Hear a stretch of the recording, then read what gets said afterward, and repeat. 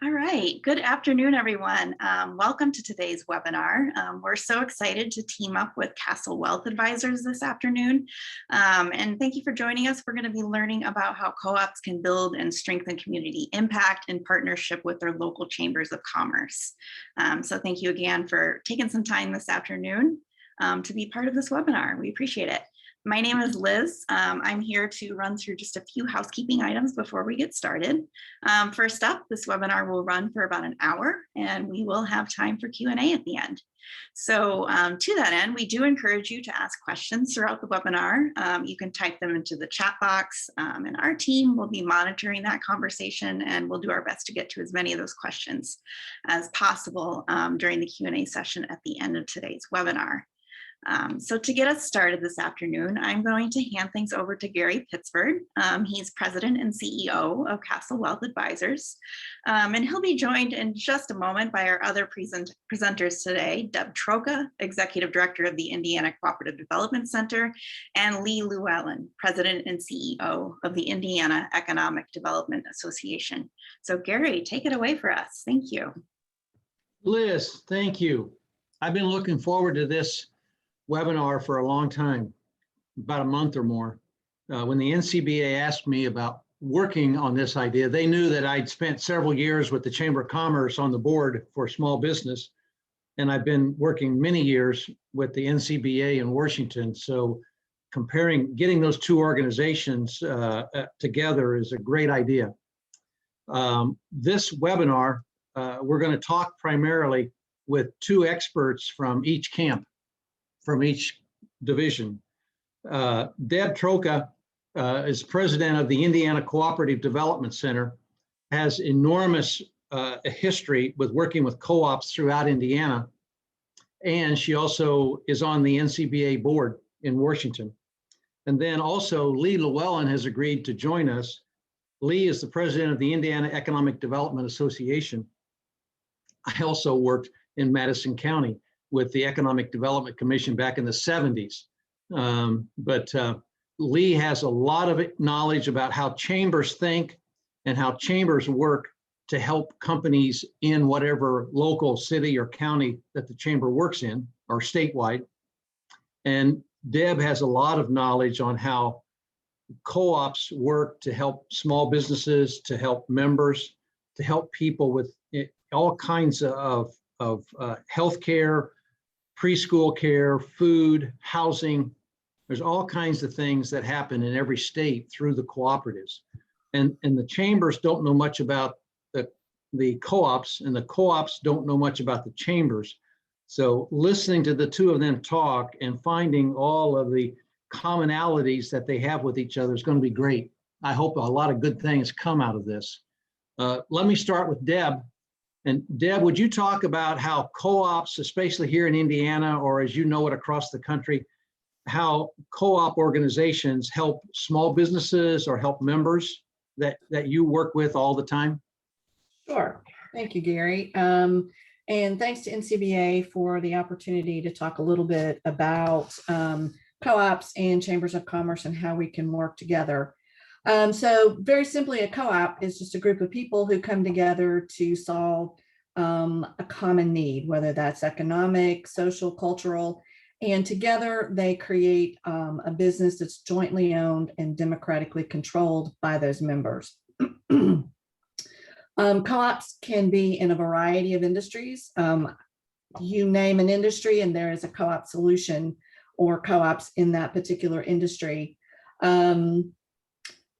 And talking a little bit deeper about how co-ops supply the needs of their members. And first and foremost, the co-op doesn't exist except for its members. So the whole reason that a co-op exists is to support and to provide services to their members. And that can be that they level the playing field with perhaps a big box, helps them access products and services that ordinarily, individually, they couldn't access.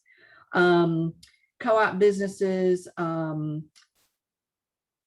structure helps to increase the business survival and profitability, because once again, it's all about meeting those members' needs. They focus more on long-term outcomes. There aren't any outside shareholders that you have to satisfy. So it's all about those members. And depending on the type of co-op, a lot of times those members are truly local to the community. Co-ops in particular, they have 7 cooperative principles, and one of those principles, the 7th cooperative principle, is a commitment to community, and co-ops highly focus on the community in which they're located. They become part of not only the social, but the economic fabric of that community. Democratic governance and empowerment, co-ops, that's another couple of principles in there. So the co-op is led by its members. So if it's a food co-op, the members have a say in how that co-op is run, the types of products and services that are offered. Also, co-ops commit to ensuring that the people who work in the co-op, who govern the co-op, look like the community that they serve. So that diversity, equity, and inclusion is critically important to the co-op. Also, financial security and investment for their workers, because co-ops typically are local to the community. They hire local workers. They want to make sure that those workers are adequately compensated for the work that they do in the co-op. And then growth, again, we talked a little bit about that in the very beginning, that the co-op often could be an anchor in the community, providing some stability and increasing the economic viability of the community.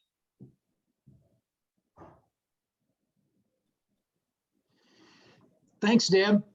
I'm sure we'll get back to some of your items, some of your ideas in just a few minutes. But Lee, would you talk about how chambers think and what chambers do in the various cities where they're located and how chambers help members?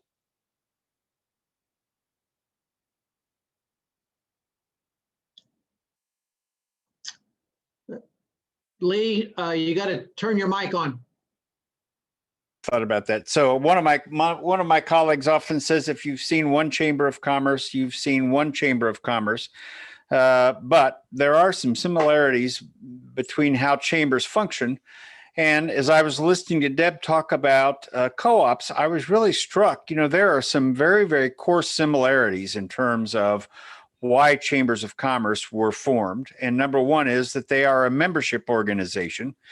And they form primarily because they are trying to serve common needs among businesses in a community. So I think that structure and function, membership, trying to serve common needs, makes them very synergistic with sort of the co-op model. What makes them different, of course, is their legal structure. Chambers of commerce are usually formed as a 501c6, which is a designation within the not-for-profit code that allows them to lobby.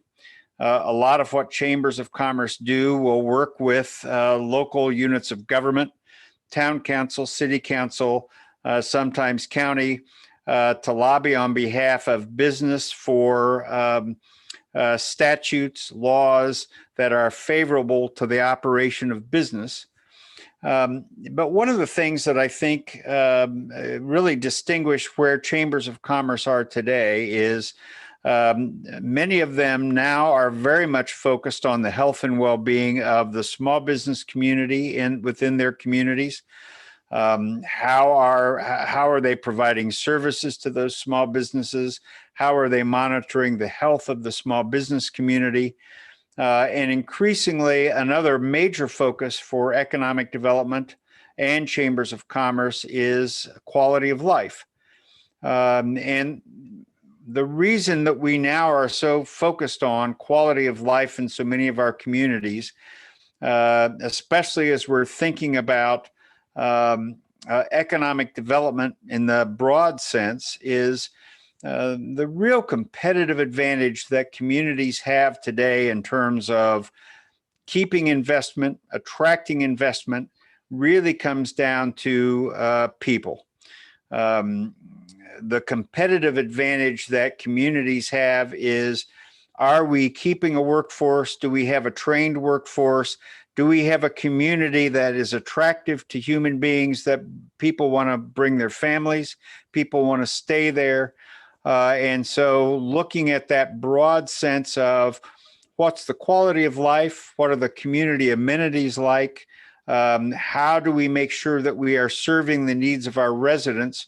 Really becomes a huge focus for chambers, for economic development, and I think provides an opportunity for where chambers and co-ops have a lot of opportunities to work together on some mutual needs.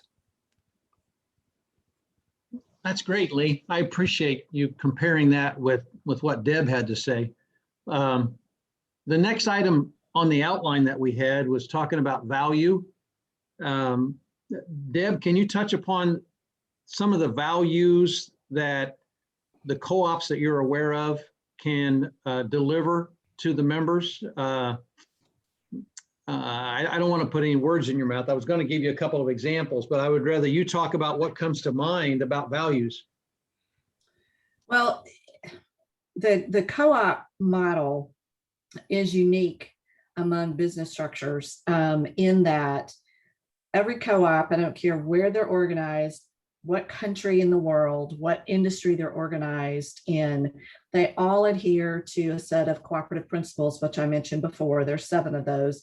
And then there are also a set of cooperative values: self-help, self-responsibility, democracy, equality, equity, and solidarity. And everything that the co-op does is built on those foundations, the principles and the values.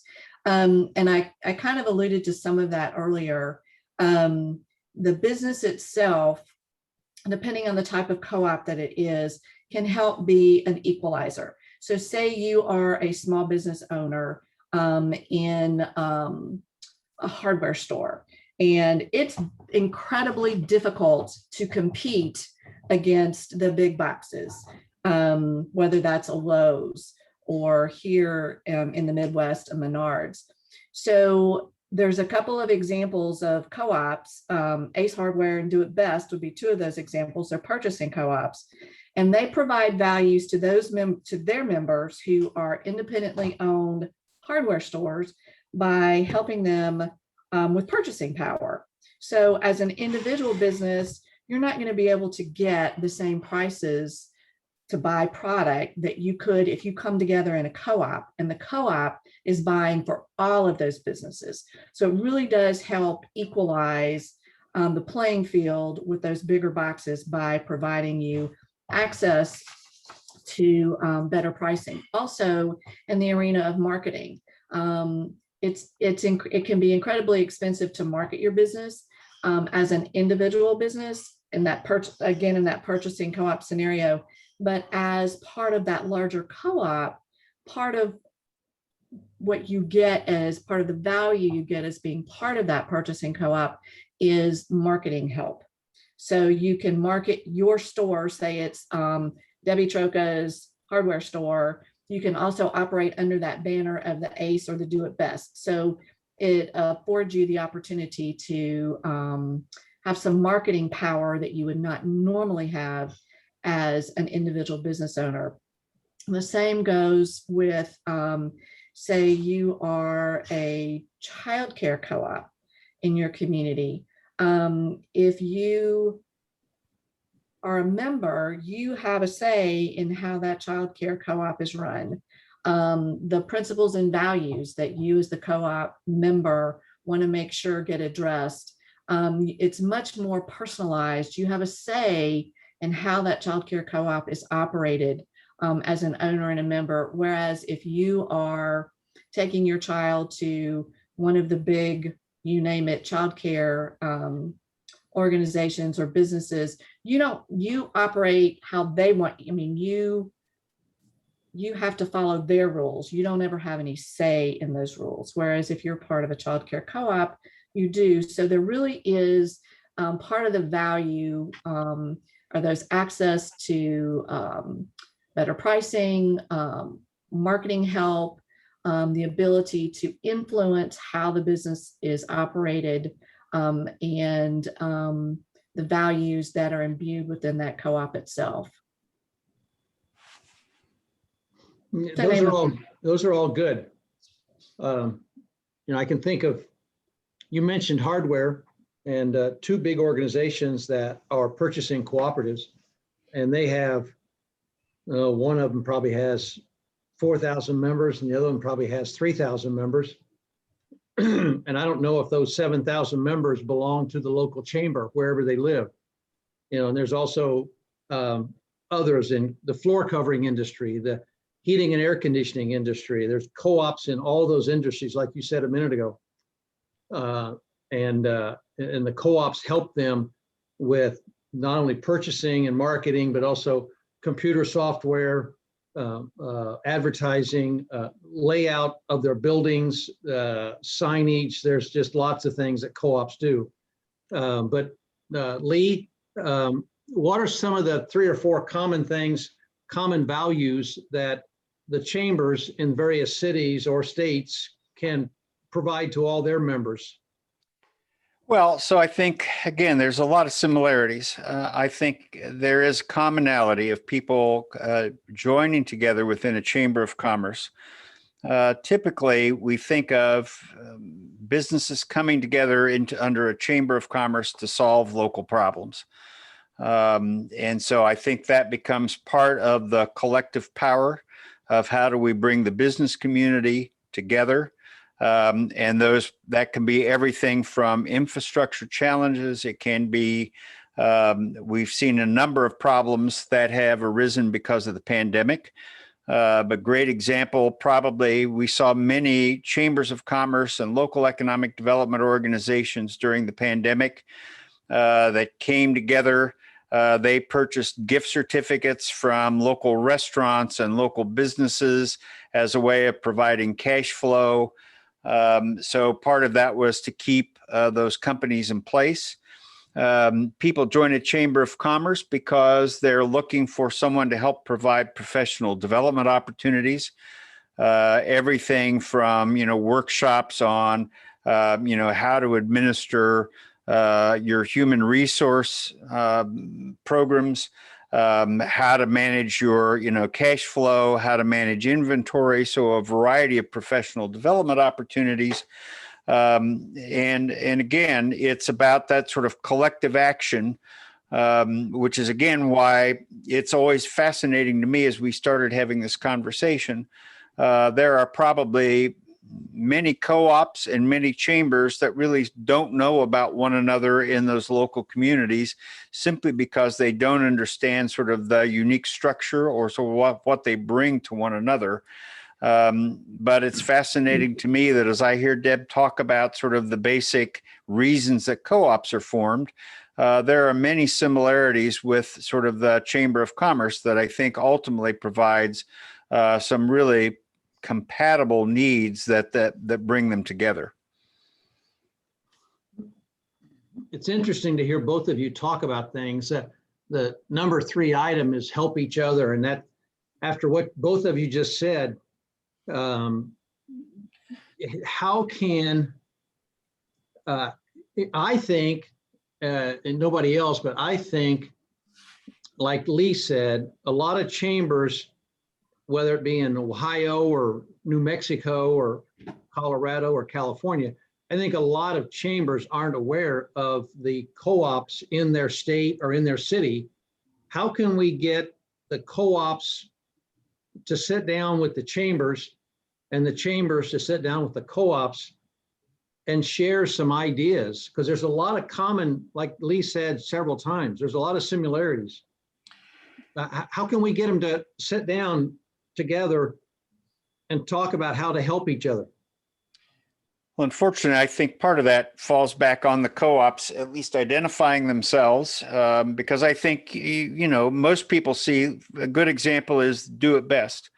Most people see that as a hardware in their local community and really have no idea sort of the model behind that. And so I think probably for many local people, for many of the chambers, There are co-ops in their midst, but they look like any other business. And so we're really not maybe aware of that model. But, when we were talking, Gary, in preparation for this,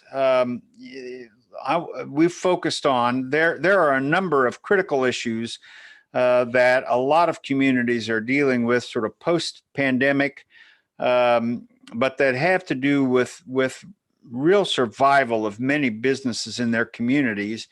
And the thing about this is, I think probably many chambers and many community leaders really don't understand how a co-op could help them solve that problem. And there's some of them listed on the screen. Right now, in many communities across the country, we have a tremendous workforce shortage for many of our critical industries, for many of our small businesses. And a lot of those workforce shortages are being driven by a number of things where co-ops could have an impact. Number one, we know that we lost a lot of daycare slots during the pandemic. People were keeping their kids home. They weren't going to daycare. There wasn't cash flow. The daycare, many daycares folded. That's keeping a lot of people out of the workforce today because they don't have a place to maybe put their children while they're at work. That's an opportunity where co-ops can have an impact in terms of solving that problem. We have a problem with housing in many of our communities right now, workforce housing. Moderate income housing is in short supply in many communities across the country. There's an opportunity where, again, that co-op model can help solve part of that problem. Deb and I've talked often about in many communities, we have the baby boom cohort who own many of those small businesses. They're retiring. Their children may not want to take on that business. They may not be able to sell it. There's a co-op model that could go into that. And I know Deb can come up with some other examples, but many of the challenges that our communities are facing today and that chambers are wrestling with, the co-op model could be very responsive. And I think because we don't understand and many chambers don't really know that model, we don't think to ask that question and think about how that could be responsive to some of the things that we're challenged with today. Deb, go ahead and go through your ideas, Deb, please. Sure.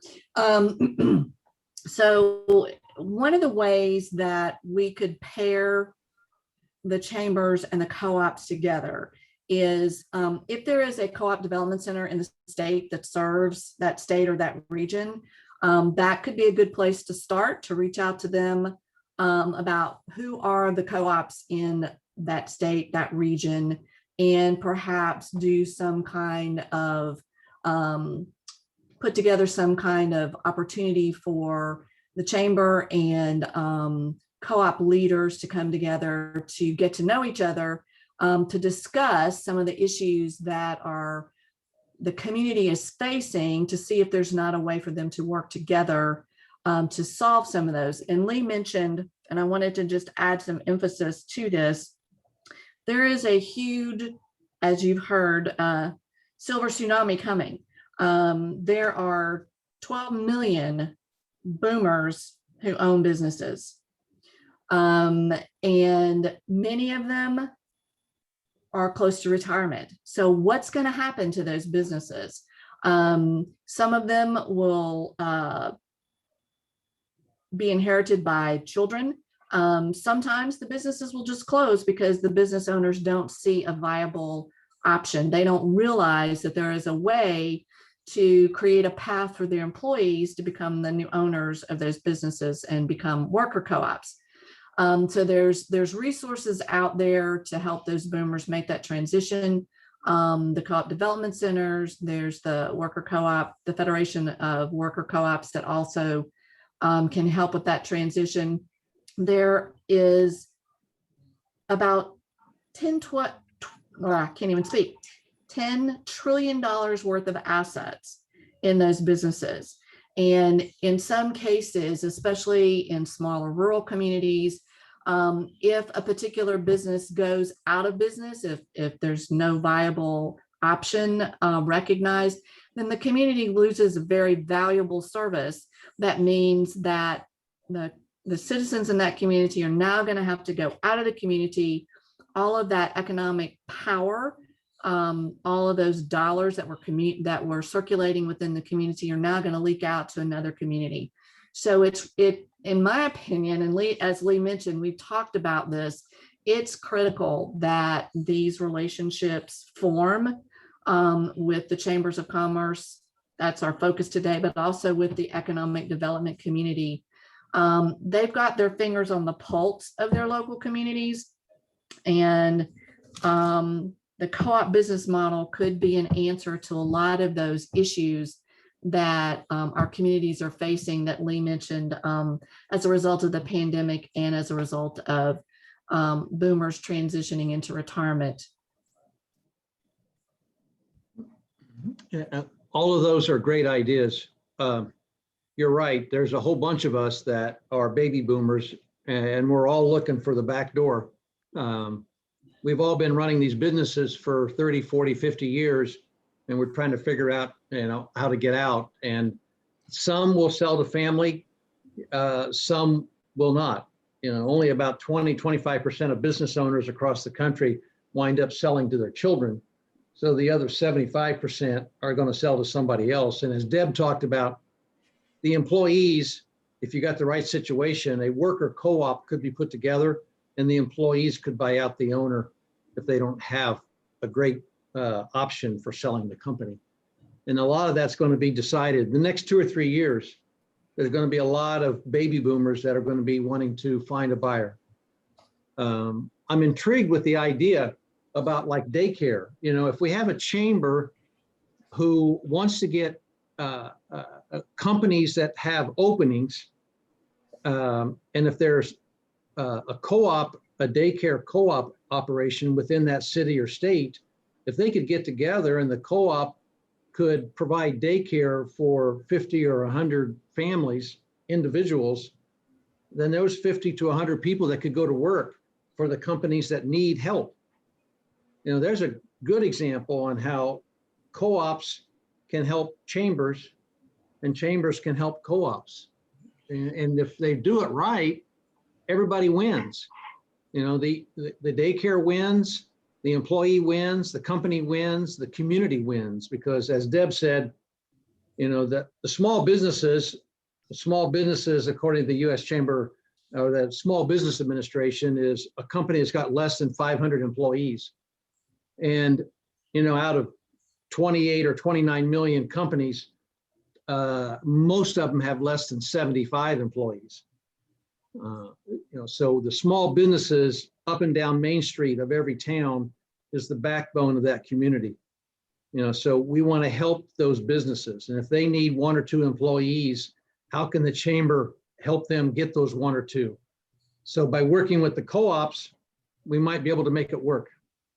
There's a lot of things they can do to help each other. We got to get them to come together. And I'm beginning to think there's got to be a way that the NCBA in Washington can come up with a step-by-step outline on how to get co-ops and chambers to sit down and have lunch together. I think there's something there. The fourth item that we had on there was what goals do they have in common? I think you guys have covered their goals a lot, but is there something else that you can think of about goals? Lee, you go first this time. Your goals are probably a lot like your values, but is there anything that comes to mind? Well, I think the theme through pretty much all of this has been about membership. And so I think there's an opportunity where certainly the co-ops join the chamber, but then there's also an opportunity for the chamber through their networking events to better help promote membership in the co-op. If it's a food co-op or something, that has open membership, that is easy to sort of explain. Look for even some joint opportunities If you join both, is there some kind of a reduction or a benefit that you get if you are a member, of this co-op and the chamber together? So I think there are a number of ways that you can cross promote membership between those kinds of two different kinds of organizations. And so I think that's fairly critical, fairly common.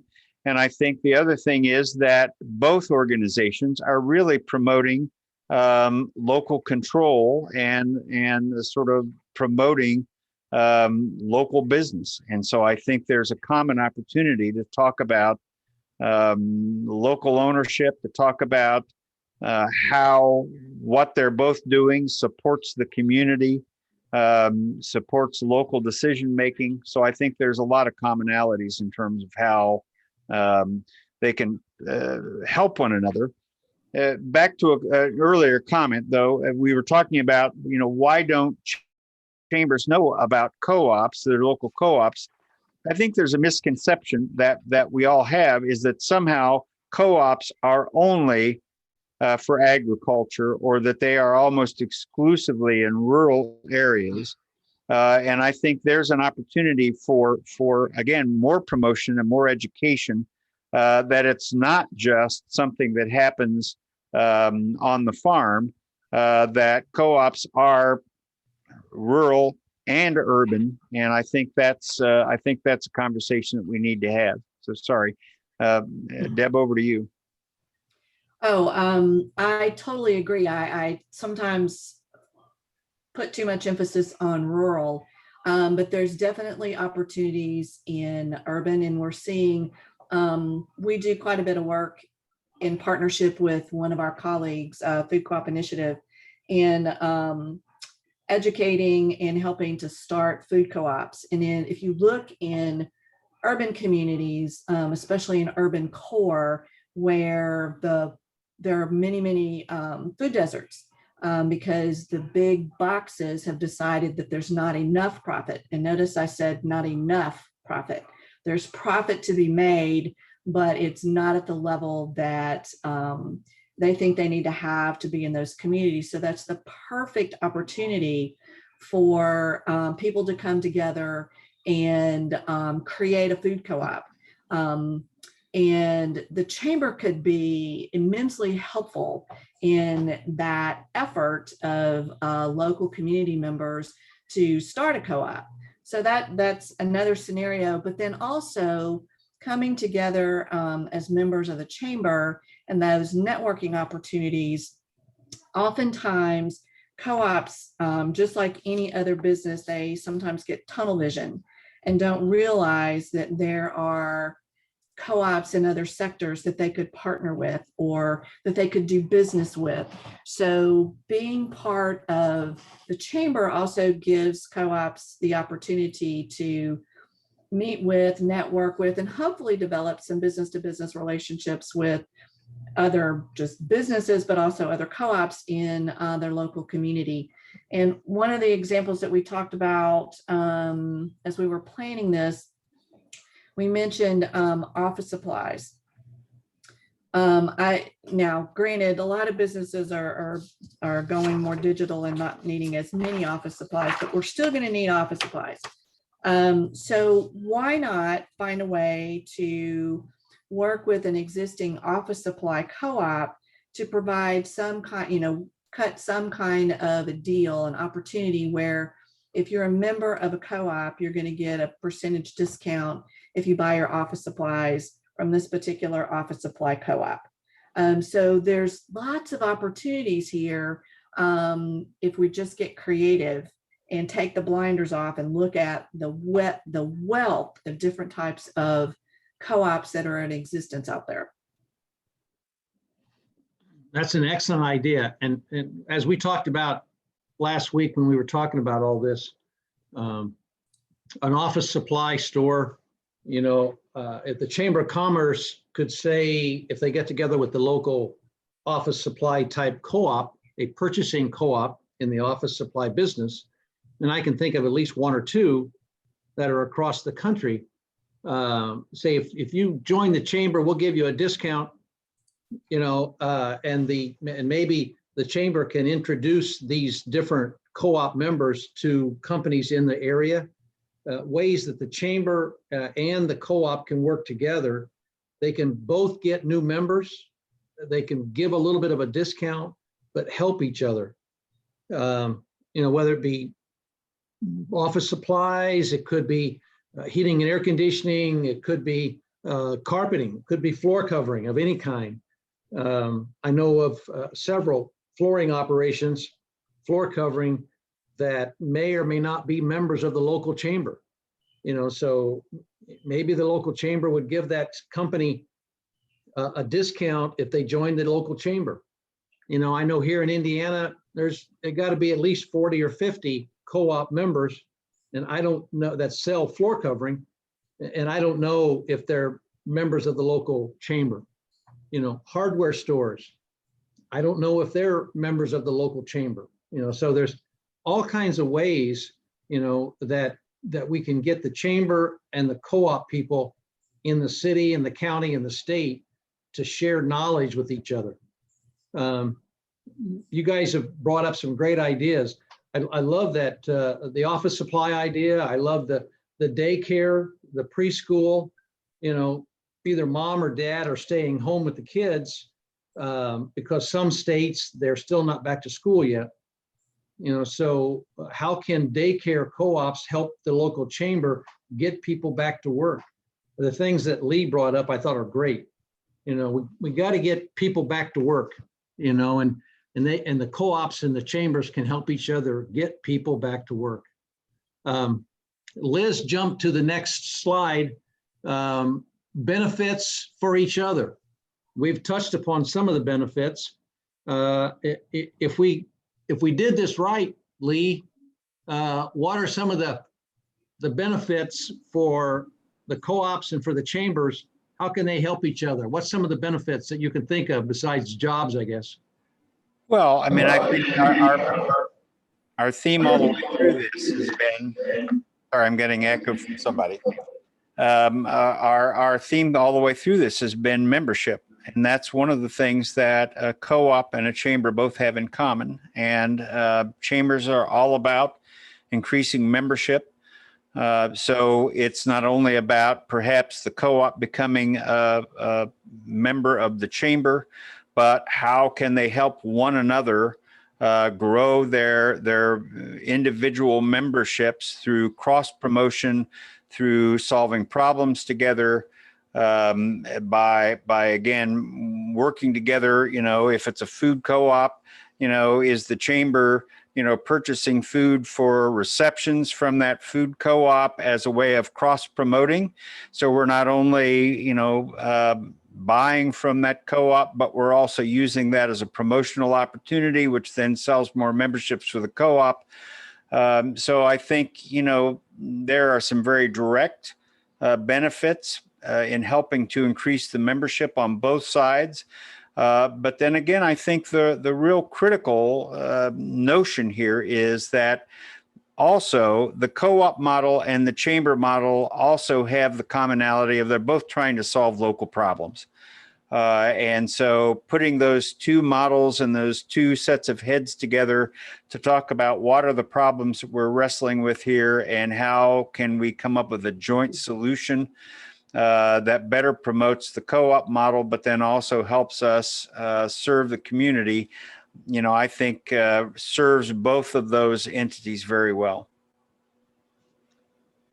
Deb, anything that you want to add, to the benefits? Sure. I was just thinking about something Lee said in his earlier comments. Chambers are C6s, and part of what they do is lobby. And oftentimes co-op businesses will run into an issue, whether it's locally or at a regional or a national level, and they need to lobby their elected officials. And that's what chambers of commerce do very well. So it could be an opportunity for a co-op member to approach the chamber about, hey, we are experiencing this issue at our local level. I don't know what the issue could be. And recently, maybe a couple of years ago, our housing co-ops here in Indiana ran into a tax issue. And had they been members, and I'm not saying they weren't, but I don't know for sure, if they were members of the chamber, then perhaps they could have called on the chamber to testify in front of the elected officials to say, hey, we need this issue addressed and we need it addressed in this particular manner. So that I think is an opportunity that we shouldn't overlook, on top of all the other ways that we've talked about how the two organizations could benefit each other. Because again, I think what gets lost in the conversation is that, you know, we call it a co-op, but it's still a business and it's a business model. And chambers of commerce exist to support local business. And they do that in a variety of ways, one of which is lobbying. And lobbying can have a very negative connotation, and it doesn't need to. Good lobbyist is an educator. They aren't, we have an image sometimes that lobbying sometimes is nefarious and underhanded, but true lobbying, when it's done well, is about educating decision makers about issues that are having a negative impact, or helping them understand implications of certain policies. And so I think, again, having the co-op engaged in the chamber, that brings up a great point. Having the co-op engage with that local chamber helps that chamber understand that business and that business model and that business footprint, so they can advocate on behalf of the co-ops as a business within the community and understand and help educate policymakers about decisions that may be negatively affecting co-ops and other businesses. So again, at the core of this also, I think this is something that our first bullet point was help co-ops and chambers understand each other. It's really, a lot of it is about education and educating the chambers, educating co-ops about what strengths we both bring to that partnership, and ways in which then, you know, we work together to benefit one another. And it has to start with knowledge, education, and getting to know one another. And again, somebody asked in the chat, you know, well, how do we do that? Well, you know, I don't know a chamber executive that, you know, doesn't like a free lunch or breakfast. You can always invite your chamber executive out for lunch, breakfast, coffee, just to introduce yourself, and explain what you do, how you do it, and you know, why you're interested in trying to, you know, help the community. There isn't a chamber executive anywhere that's not going to be responsive to that. And again, it starts with getting to know you and educating. I agree. I agree completely. I think we need to get them together. We need to figure out a way across the country in all 50 states to find out who's in charge of the chamber and who's in charge of the co-op operations in that state, and get the two of them together for lunch or breakfast or whatever. The other thing that I was thinking about when you guys were talking is that numbers mean something. You know, after spending so many years working in Washington with different chamber groups, I can tell you that if there's in Ohio, if there's 1,000 chamber members, and if there's 1,000 co-op members, 2,000 people calling on the state capitol is more potent than 1,000. So numbers, when it comes to getting something done across the state, the bigger the number, the more they'll listen. Can we go to the next slide? We're just about, we want to leave at least 10 or 15 minutes for questions if there are any. And most of this we've covered, but it seems logical that in some states, if there's a need for childcare or housing, or if there's a need, well, there's a business need for hardware, floor covering, or office supplies, and if we can get those co-ops to work with chambers, they can help each other. maybe they discount their dues a little bit, but both sides get a new member. So it's a win-win for everybody. But some states, Deb, do some states have childcare as a priority for co-ops and some states don't? Or is it a priority, and not only childcare, but preschool care and all that? Is that a priority in most states? Oh, I would say so. And Lee had mentioned earlier, I think that's just been exacerbated by the pandemic, and lots of childcare, preschool, daycare businesses in general perhaps didn't survive. So there's a huge need right now for childcare, daycare, so forth and so on. And co-ops could be the solution in that community. So I think it is an opportunity to show how co-ops can meet that need in the childcare arena. Housing as well. If you're listening to the news these days, and as businesses grow and expand, they're looking for workers, but even if they can bring workers in, oftentimes one of the issues has to do with housing. There's just not enough housing. And that's another area in which co-ops can play a pivotal role in helping to organize housing co-ops specifically for the worker population in communities. So I think housing and childcare for sure are needs that most communities are experiencing across the country. I don't think it's specific to any one state at this particular time. I think that it's hitting a lot of communities across the country. Lee, anything to add about the different types of examples, or besides housing and childcare and retail type products? Well, again, I think there are so many. We are at a point where I've been surprised talking to my members in economic development. They're not even trying to attract new companies to their communities because if a new company comes and brings 200 jobs, then that means a lot of the existing companies are going to lose their workers or are suddenly competing for a dwindling workforce. So what are those areas and those opportunities where, again, as we are thinking about all of the things that people look for in a community, that attract people, that keep human beings in a community, and where does the co-op model apply? Where can we look at some of those creative solutions? We've lost a lot of restaurants. Is there an opportunity for a restaurant co-op in a community to maybe, purchase multiple, they're all purchasing condiments, they're all purchasing certain things. Can they get together and reduce their costs through a restaurant co-op that helps those restaurants that provide the fabric in a community and the culture to help them survive? Are there arts co-ops and opportunities like that? I think, if Deb has taught me anything, and she's taught me many things, it's that, the biggest thing about trying to figure out, does a co-op fit, is to ask the question.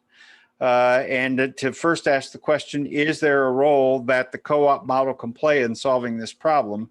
And I think that's where, I think the co-ops going to the chambers and community leaders and just saying, have you asked the question? And is there a way that we can solve this problem amongst ourselves internally with that model? So I think we do ourselves a disservice by trying to make that finite list of, well, here's what co-ops can do. I think we start by asking the question, can they do that? And just trying to figure out if there's a way that they can solve some of those problems. Well, everything that you guys have said is great. It just keeps coming back in my mind that in every state, we've got to get the chamber people to sit down with the co-op people, figure out what's needed, and find out if they can help each other. If they can't help each other right now, can we create a new co-op, or can we do something within the chamber to help each other? How can we make things? Because coming out of the pandemic, or coming out of the COVID shutdown last year, we need to do a lot of things to get people back to work. I don't know, I think there's 6 or 7 million people, or jobs available, and we got to fill those jobs. And chambers want to help businesses, co-ops want to help businesses, and in different states and different cities, the needs a little different. So we got to get them together, give them a list of ideas. Can we help you with this one, this one, this one, or this one? And go down the list and figure out which items they can help each other with, and then get it done. And maybe the local chamber talks to the national chamber for getting some resources, or maybe the local co-op works with the state co-op or the NCBA to get some help and some resources. But we got to get the people together and figure out what the need is in that city or that state, and then they can help each other. That's what you guys keep saying over and over. And I think there's been a lot of misconception in the past. I think they haven't communicated with each other a lot in the past. The chamber kind of thinks like what chamber people do, and the co-op people do what they do. We've got to try and get them to come together, once a year or once every 6 months, and talk about ideas to help each other, because they both have needs. So how can we get together and solve those needs? So Gary, I'm going to jump on here for a minute. There was a question in the chat that I'll take up here, asking to elaborate on why a chamber of commerce would be focusing on housing, and why a housing co-op would be relevant. And again, right now, I mean, the competition among communities, among states, if we're trying to attract new investment, right now, the competition is not about low taxes. It's not about cheap land. It's not about union or pro or not union. It's about, do you have workers, and are they trained, or can they be trained to do my job? The competition right now is about people. It's about who has the people and who can deploy them for the jobs and for companies. And very few places. I mean, so there may be a few places in the country that are attracting talent, and we, hear about Austin, Texas, and we hear about some of the places on the coast. But for the most part, communities are just absolutely desperate, trying to retain young people, trying to attract young people, trying to attract workers. And one of the major bottlenecks right now is the fact that there is not housing. After the last recession in 2008, the banks left the housing market. They will not, in many cases, they will not loan to builders to build houses. So there's not housing stock, which means you can't attract new people to your community, which means you can't retain or attract new investment. It's the lifeblood of a community. So I can't tell you in Indiana how many chambers and economic development organizations are trying anything and everything they can think of to figure out how to stimulate housing development, whether it's multifamily, whether it's single family. And so again, the co-op model is at least a solution where you aren't, begging a big bank someplace to put money behind a housing development, where you have multiple small investors coming in and doing something. So that's why the housing co-op model probably has some resonance with chambers. Many of them probably just don't think of it. They're used to going to the banks and, following sort of the traditional model. Again, so many of the challenges that communities are facing today are unique challenges we've never had to face before in terms of our economic vitality, which is why we should be looking at a co-op model as at least a creative solution to some of those. Yeah, I'm glad you brought that up about housing, because a lot of people wouldn't know how that fit. Liz, we got a few minutes. Are there 2 or 3 questions that you've got? Yes. Thanks, Gary. We do actually have a number of questions. Thanks everyone for your participation this afternoon. This has been great.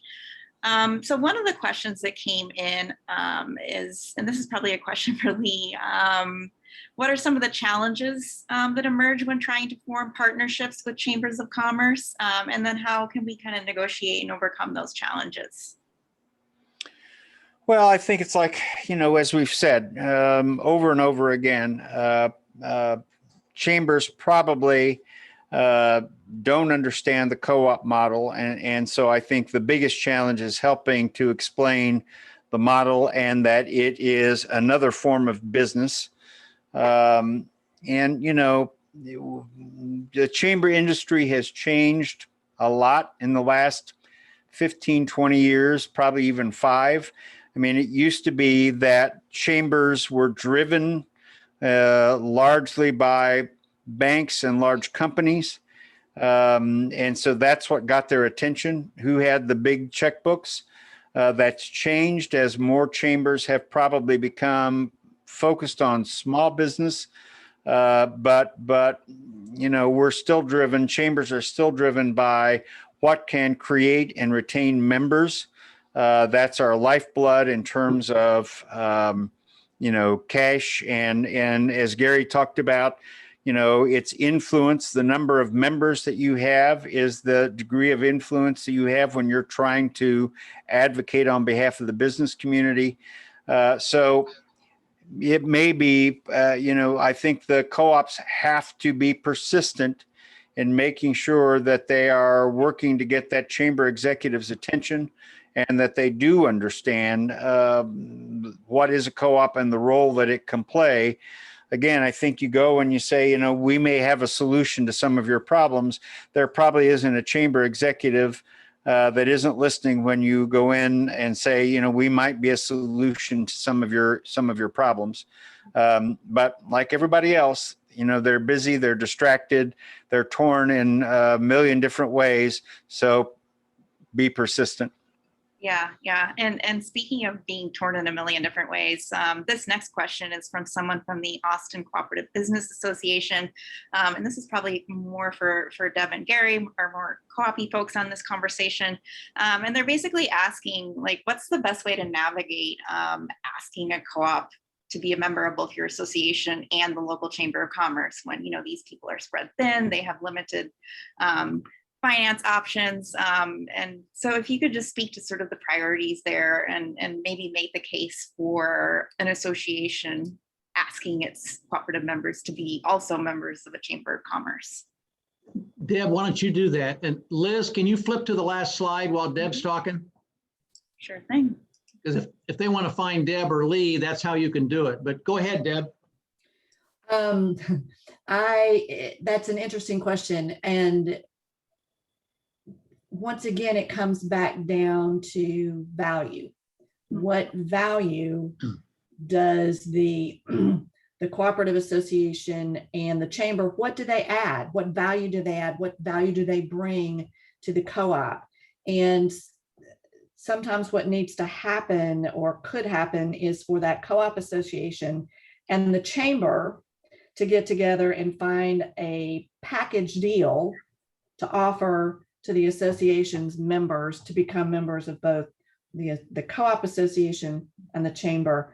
And this is going to show how long I've been around, but when the association in Texas and in Austin was coming together, I was on the NCBA board, and there was a lot of conversation about, well, does this even make sense? And it does. It makes a huge amount of sense for both that co-op association and the chamber to have that input from that co-op. And like I said, I think one of the ways to solve that is for the chamber and the co-op association to come together and to offer a package deal to the co-ops and to really hammer out what's the value to the co-op itself, because as we all know, everybody is torn in a million different directions these days. So you really have to hammer home what's the value proposition. to that cooperative member. Right.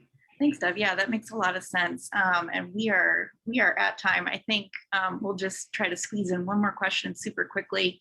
And this is about, this person is asking if, chambers of commerce ever get any pushback from, traditional corporate owners or venture capitalist types when they start building these relationships and these partnerships with cooperative businesses in the community. And is there any sort of tensions that folks should be looking out for as they explore these relationships?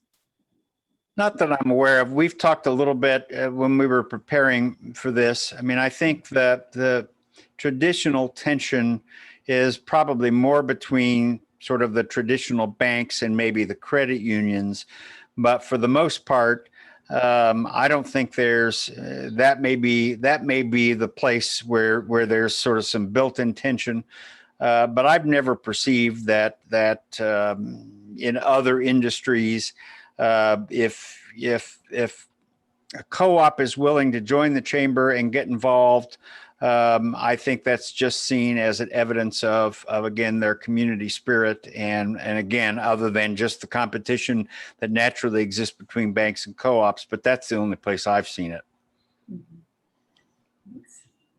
All right, well, we are at time. I want to thank all of our presenters once again for joining us this afternoon. Thank you, Gary, Deb, Lee. This was a fantastic presentation, and I think we all learned a lot about the opportunities that are out there for co-ops to work in partnership with their chambers of commerce in a way that's really mutually beneficial to everyone and solves local problems. Gary, I loved what you said about if we do it right, everyone wins. I think that's the takeaway from today. So thank you so much. And again, thank you, Gary and Castle Wealth Advisors, for partnering with us on this conversation. And thank you to our audience for joining us and spending an hour with us.